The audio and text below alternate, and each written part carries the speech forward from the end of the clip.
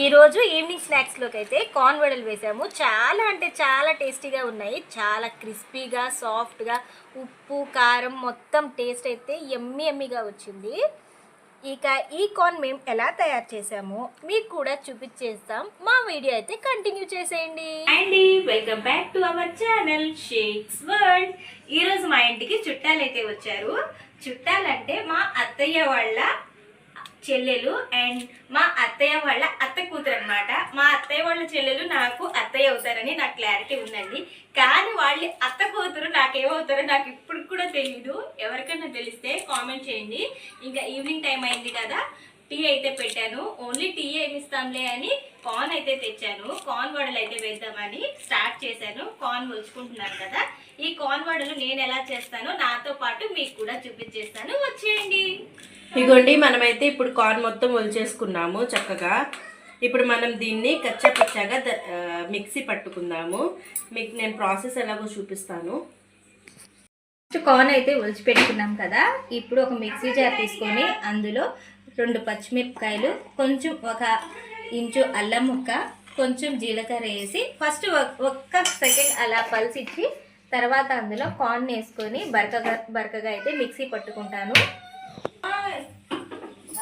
కొంచెం కొంచెంగా కార్న్ వేసుకొని జస్ట్ ఒక పల్స్ ఒక 2-3 సెకండ్స్ అలా ఇచ్చి తీసేస్తూ ఉంటాను.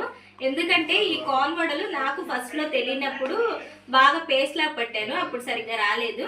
ఏదైనా సరే ఒకసారి వేస్ట్ అయితేనే కదా దాని గురించి తెలిసేదని నెక్స్ట్ టైం చేసినప్పుడు చాలా అంటే చాలా పర్ఫెక్ట్గా చేశాను. చాలా బాగా వచ్చాయి, ఇంట్లో అందరికైతే నచ్చాయి. అప్పటి నుంచి నేను అప్పుడప్పుడు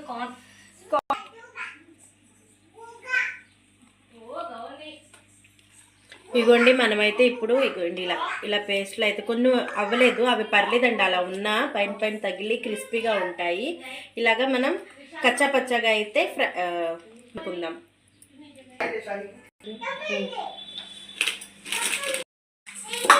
కార్న్ అయితే ఇప్పుడు మిక్సీ పట్టుకున్నాం కదా, కార్న్లో వేసుకోవడానికి ఆనియన్స్ అయితే కట్ చేసుకుంటున్నాను.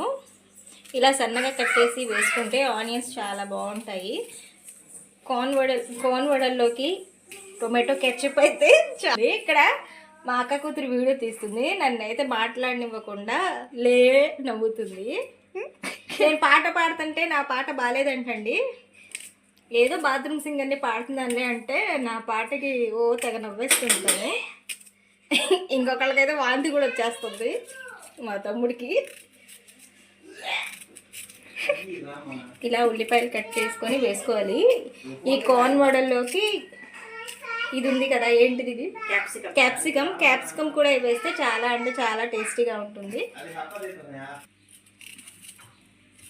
ఇగోండి, ఇటు పక్క నేను క్యాప్సికమ్ అయితే కట్ చేస్తున్నా, మా ఆడపడుచు ఉల్లిపాయ కట్ చేస్తున్నారు. ఎందుకంటే టైం అయితే స్నాక్స్ టైం అయిపోయింది. మళ్ళీ మా బుడ్డ పిల్లలు వచ్చేస్తారు, అదే హనీను మా అబ్బాయి వచ్చేస్తాడు. అందుకని త్వరగా కట్ చేస్తున్నాను. ఇక మనం ఐటమ్స్ అన్నీ అయితే మా మరదలు ప్రిపేర్ చేసి పెట్టుకుంది. ఇక్కడ కార్న్ అయితే మిక్సీ వేసి పెట్టుకున్నాం కదా, కొంచెం కార్న్ అయితే బరగ్గా మిక్సీ వేసుకోవాలి, కొంచెం కార్న్ అయితే అలాగే డైరెక్ట్గా వేసేసుకోవాలి.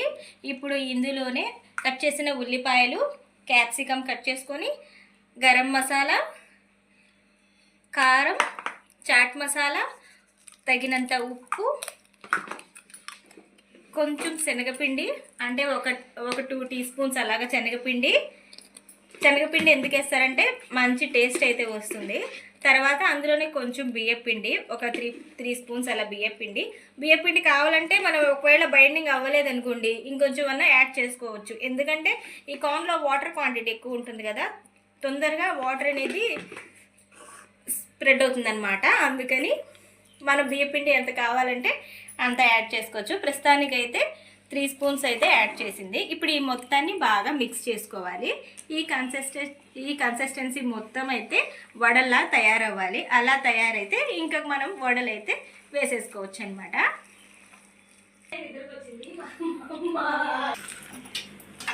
ఇప్పుడు మనము దీంట్లోనే తరిగిన కొత్తిమీర, కరివేపాకు కూడా వేసుకొని మరొకసారి కలుపు.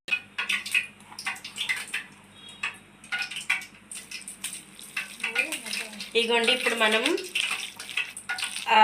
వడల పిండి అయితే కార్న్ వడల పిండి ఇగోండి ఇలా ఉండాలి గట్టిగా. ముద్ద చేస్తే ఇలా ముద్దగా ఎలా ఉండాలి. ఒక పక్క మనం ఆయిల్ అయితే హీట్కి పెట్టుకున్నాము వడల కోసం.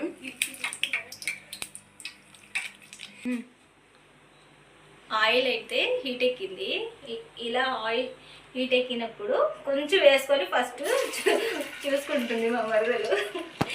ఎందుకంటే ఆయిల్ మనం ఫుల్ ఫ్లేమ్లో పెట్టేసి హీట్ చేసామనుకోండి, ఆయిల్ అయితే హీట్ ఎక్కుతుంది, కానీ మనం వడ వేసినప్పుడు పైన రెడ్డిష్ కలర్ వచ్చేస్తుంది, లోపల పచ్చిగా ఉంటుంది. అందుకనే మనం ఆయిల్ ఎప్పుడైనా ఇలాంటివి డీప్ ఫ్రైస్ చేయాలి అన్నప్పుడు సిమ్లో పెట్టుకొని అయితే ఆయిల్ హీట్ ఎక్కనివ్వాలి, లేదంటే మీడియం ఫ్లేమ్లో అన్నా పెట్టుకోవాలి. హై ఫ్లేమ్లో అయితే ఎప్పుడు ఆయిల్ హీట్ చేయకూడదు.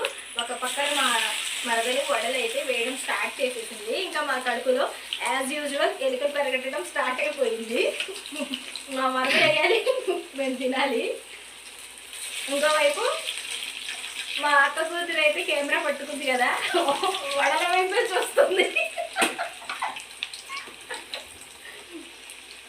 ఈ వడల్ని చూస్తుంటే నాకు ఒక బాట గుర్తొచ్చింది.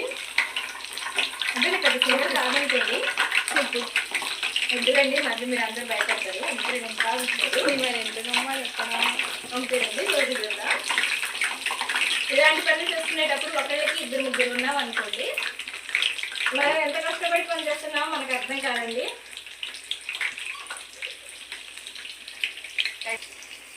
ఇదిగోండి అందరు కచ్చా. ఇదిగోండి మన వడలు అయితే కుక్ అవ్వడం స్టార్ట్ అయినాయి. ఇలా ఫ్లేమ్ని మనం సిమ్ టు మీడియంలో పెట్టుకొని అడ్జస్ట్ అయితే చేసుకుందాము. వడలు అయితే ఒకవైపు కాలాయి, ఇంకోవైపు ఫ్లిప్ చేసుకొని రెండో సైడ్ కూడా కాలనిస్తాము.